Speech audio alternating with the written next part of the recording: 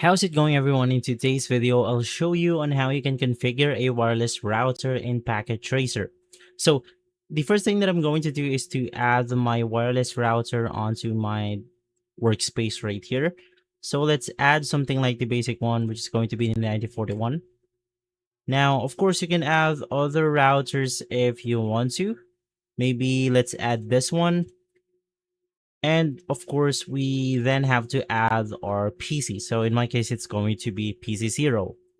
From there, let's click on our wireless, double click on it, navigate through GUI, and then you want to take note of your IP address. So with this one, it's really simple, 192.168.0.1.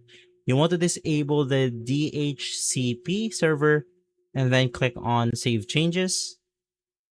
And finally, to make this connection secure, let's navigate through wireless security, and then change this into WAP. Right after, so you want to input your password. Now take note that you need to put 10 hex long characters. In my case, I'm just going to add 0, 1, 2, 3, 4, 5, 6, 7, 8, 9, 10. And then let's click on Save Changes, and then we should be good from here. Click on X, and now we are ready to configure our computer. So you want to configure your computer by double clicking on it.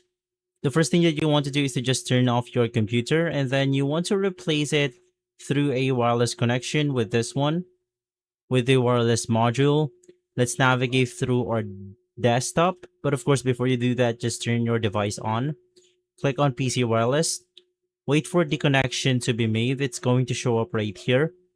And of course, right after, let's then input our password.